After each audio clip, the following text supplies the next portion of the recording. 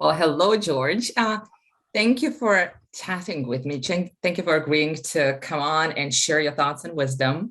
My name is Renata Mazu, and I work with entrepreneurs and I coach them and I help them build the foundational things first, the internal things, so they can grow their businesses and make more money. So today I have a pleasure speaking with George Ross, and everyone knows him by Apprentice, that he was a right-hand man for Donald Trump.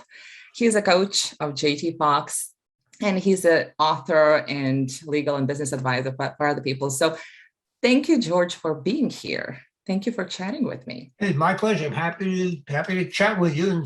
And good. What would you like to talk about? I'm here. Okay, well, let's get started because I want to have a fun conversation with you, and I want to learn more about you and kind of tap into your wisdom. Ask any question you want. Okay, so we know all those fancy titles that you hold, and everyone knows you by big things, but I want to know who George Ross is outside those titles as a person. What do you care about? What's important to you? Okay, that's a very good question. The most important thing to me is am I doing something that makes the world a little better place and people at this stage? Yeah, I was young and hungry. I was making a lot of money supporting a family. But now that you've done that and say, well, okay, what do you do now that's important? You got all the money that you really want. You're involved with charities. What can you do now to make the world a better place? And for me, coaching people and giving them the benefit of my experience over the 70 years or 80 years of business life is something that's is worthwhile, that they can hear, and maybe if they utilize it, they'll be better people.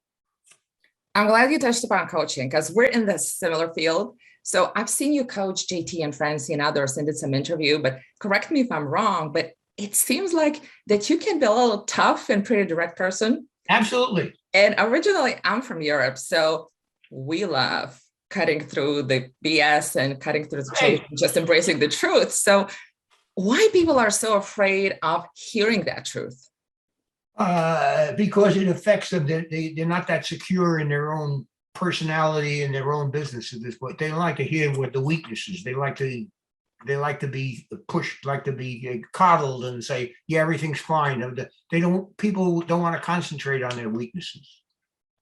Okay, so I see similar things what you just described. And in addition, like maybe they need confirmation or maybe need the approval. And that's coming from a totally different place, because we all come with some insecurities based on whatever we experienced, observed, and see. Absolutely. And if you can learn, everybody's got things that they're not good at, shortcomings. If they will recognize what they don't do well and improve that, that's the key. They usually look at the ones I do well, so I'm well liked, or whatever, and they concentrate on that's the wrong thing. You want to get better, figure out what you're doing bad. So how can we help them to see that they need this? Because they know, at least from my own experience, they know that they need something, but they're afraid to actually go for it or look. When you're dealing with a closed mind, forget it, you're never going to get in it. Okay. The question is, there's somebody that you're coaching, do they really want help? If they really want help, then you're the person to give it to them. If they don't, if they're satisfied or they want to know after they have a meeting with you and the coaching, they can see, gee, that was a waste of time and money. If that's where they're going to be, fine. It is a waste of time and money unless they're willing to see what it is that came out that's worthwhile. If they don't really want to help themselves, then they're not coachable. If they do want to help themselves, a good coach can be invaluable, depending upon where the problem is. Is the problem making money? Is the problem I'm getting an advancement? Is the problem with my wife, with my family, whatever it is? A good coach can look at all the directions and figure out what the problem is. But it's like a doctor. You go for diagnosis. If you're not ready to accept something really bad, don't go to the doctor. That is true. The doctor tell you everything is fine. Mm-hmm. Why go? And the same thing with the coach. Do you want the coach to tell you everything is fine? Then why go to the coach? But if Yeah, you, but don't you agree that sometimes people go to the same doctors or coaches just to hear things, but they're correct, not ready to do anything about it? that's correct. And right, I'm fine. And they walk out and say, gee, I'm happy. The doctor told me I'm fine. All right, so therefore, am I fine? No, but in my mind, I am because the doctor said it. But the advantage of going to a coach is if the coach has no financial interest in what you're doing, but has the background, they can see where you have deficiencies. And they can say, this is it. Your problem is basically this. And if you correct it, fine, here's how to correct it. Now, that's the first step. The next step is, do they listen to you? The answer is probably no. They don't. They say, well, this will coach, but I don't believe it. If you don't believe it, you go nowhere.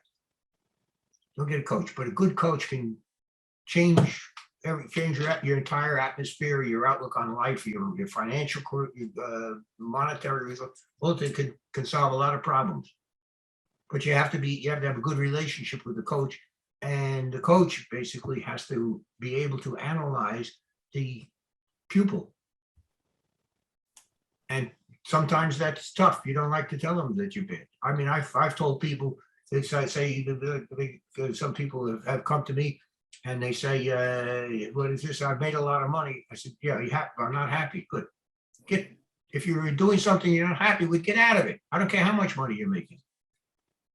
Okay, but a lot of people don't do this. Of course, most It's people like, don't. and I know personally people who are really, really successful. And okay, I'm intuitive, so I can tune easily into people and sense what's going on internally with them. And they would say, oh, I'm fine, everything is okay. But I'm like, Oh, something is up there, but you're not ready and not willing to even look at that thing. correct, but what you have just told me, whether you intended to or not, is you have the attributes of a really good coach, is that you are intuitive. Mhm. I've very often said when negotiation, I wrote 2 books on negotiation, you want to negotiate better. If you want to negotiate successfully, listen to what people are not saying. Don't listen to what they are saying. Because they're not going to tell you what they don't want you to hear. So you have to dig it out. So it's that, and be intuitive. So somebody say, oh yeah, I'm a multi-million, I made all the money I want, I'm very happy. Yeah, what do you, that's fine. What are you coming to me for? Why do you want to coach? And if they will tell you why they want it, and you can get to the actual level, not what they are saying, because they're not going to tell you what they want. They're not going to show you their weaknesses. They're going to show you, well, I've done this or the strength, and they're going to mask areas that they don't want you to look at. Well, a good coach can go right through the charade and say, here's where, and then sell it to them. But sometimes you have to spoon feed it, and other times you just have to be blunt. Yeah. I have been blunt on occasion. I've told some very good lawyers, get out of the practice of law. You don't belong here. Oh, that is bold. That's all. Not that. I said that, you know what? Be a real estate broker. You'll make a pot full of money, but you should not be in the law because you don't have the tenacity for being a lawyer. You don't want to do the work. You come up with the right answer, but you don't do the homework. And I said, yeah, put him out of business, and he became the best broker in the city of Washington. And I fired him. In my law firm. I can totally relate. I remember I was helping someone from Portugal. He connected with me and wanted some coaching, and he was in Grant Cardone's program. You know Grant Cardone, right? And he's all about real estate. And I'm tuning in. I'm like, this field is not really aligned with you. And after like 5-10 minutes of conversation, we realized, okay, he is more into teaching rather than being a real estate. I'm like, it's okay to have as a sidekick, like to have this real estate as a support income, but you need to get into the purpose, like what really is aligned and is meant for you. So give me your thoughts on that. Well, that's again, everybody should be working on something they find pleasurable and they find rewarding. And it's not necessarily financially, and certainly at the stage that I am in now, I don't do the coaching or do these interviews because I find them to be monetarily rewarded. I wouldn't do it for the money. But if somebody can come up or from what I say or how I say it, they can get some ideas that may be helpful in their life or how they function with other people. That's my reward. That's the teacher. A good coach is like a teacher. You want your pupil to succeed. And unfortunately, you don't have, very often, you don't have the pupils that are willing to do the work to be as successful as they could be. So they've reached a certain level, but they haven't reached the level of their capabilities because they just don't want to go there. What is number one thing that's in the way? What's, in your opinion, that's mostly holding people back? Holding people back is they will not recognize what they're weak in and go to correct it. Say, how do I improve it? No, they refuse to recognize this. If they can't control their emotions, that's your drawback. You got to learn how to control your emotions. Everyone. Oh, that's a good one. I love it. Everyone that you're dealing with in life has a soft spot where you can communicate, and they will respond to that soft spot. They also have ones where you can't go, that are counterproductive. And a good negotiator or a good coach can easily find out where they are by certain responses you get. So if you ask a difficult question and you get an evasive answer, now you know I hit a soft spot. They don't want to talk about that. On the other hand, if you want to say how much money have you made? Well, I made $3 million in this year. So, and right, my business is going. That's where they like to talk about. That's not the weakness. They're telling you what they want you to hear. I want to hear what they don't want me to hear. And if they will concentrate, or if the pupil will concentrate on that which requires effort on their part to correct, then a coach has reached the desired effect. I love what you just said, and especially you mentioned emotions. So how emotions affect every decision we make. Yeah. Hey, when I was doing a lot of my work as a lawyer, I was ruthless. Ruthless. I'm happy. I say, fine, I was ruthless. I was dealing with a female lawyer. She was great.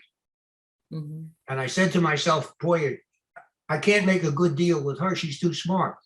So I got to get rid of her. How do I get rid of her? Uh-oh. I found out at this point that every time I raised my voice, she like cringed. So now it just says, okay, so she doesn't like when I raise her voice, she cringed. I figured out if I could ever bring her to tears, I could get her out of the room. I brought her to tears. Ouch. Yeah. All right. And then I said to her client, how do you expect me to deal with your lawyer? She's crying. Go get me a man. I can make a deal. And I did it. And I did it. I'm proud of it. When I say proud of it, yeah, I was young. It was what was necessary to accomplish what I wanted to accomplish. And then, sure, then they brought in a male lawyer, which was I could make any kind of deal with because it wasn't smart. So everybody has some way that we reached. Friendly, so you can reach them where they respond, they like you because of what you are, or others where they hate you. And you have to be able to make the differentiation and saying, how do I reach my pupil? And how does the pupil respond to what I am saying? Yes, but a lot of people don't even realize what they're feeling, or that they're reacting, or that their body is sending the messages. They're too shallow.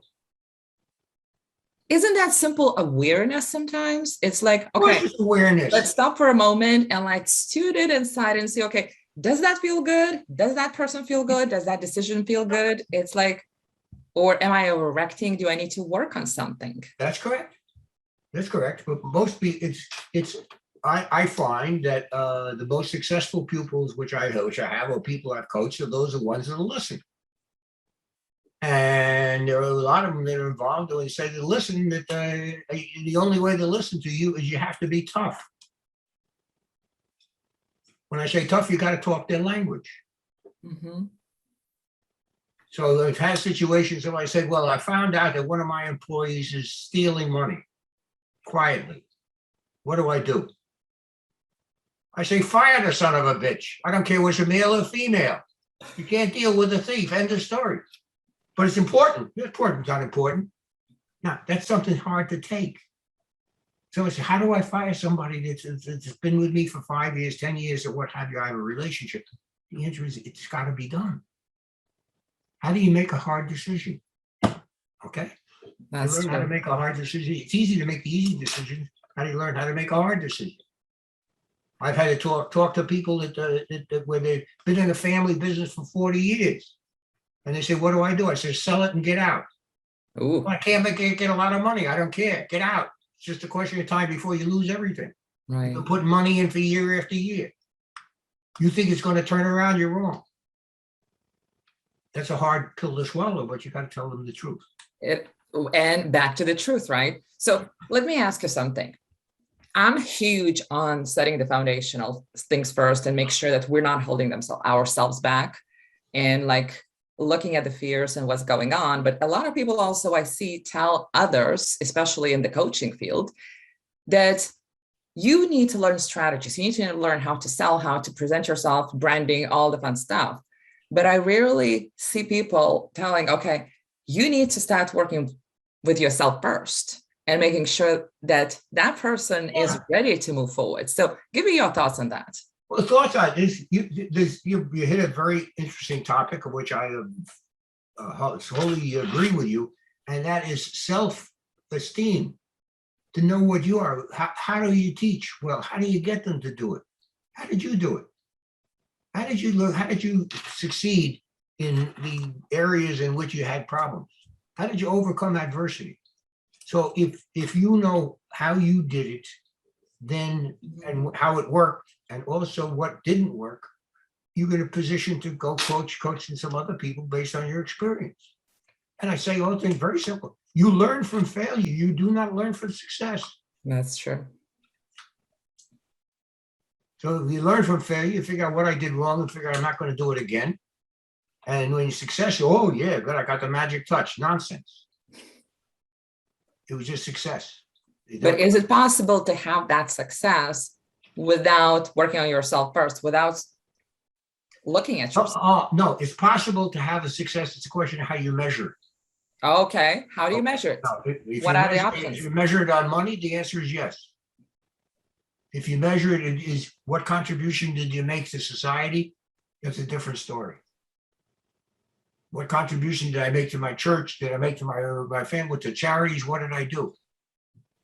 That's a little hard to value. Money you can always look at, but it becomes relative. Yeah, I made $100 million. Does that make you say great? Or do you want to make $1 billion? Why? You understand? It's a question of how you are measured by your people you're dealing with. And that's to a great extent is how you measure yourself.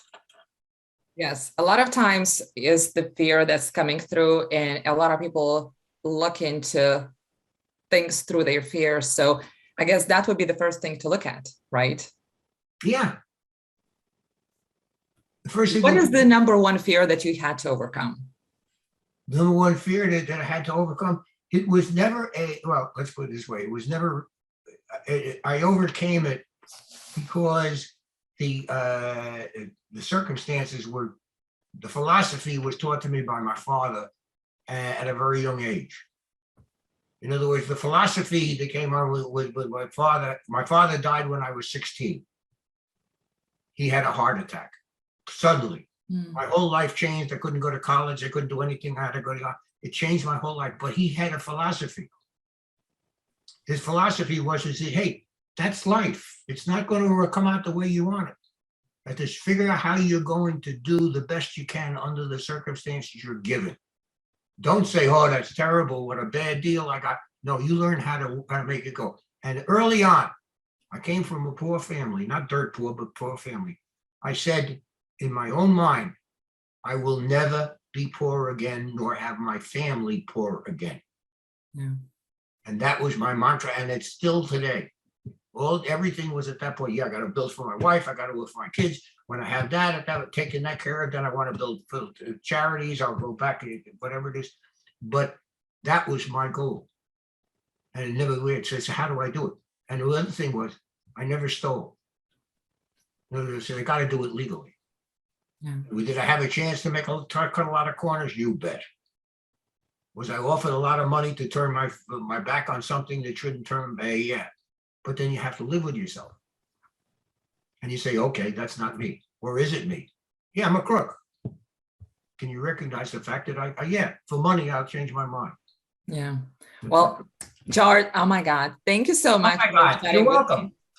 Good. I really you'll appreciate do your very time well. and You'll do very all the wisdom. Thank you so much. Yeah, okay, good. You'll do very well as a coach. I hope a lot of people use you because you got a lot of insight to give them. Thank you. And I appreciate that.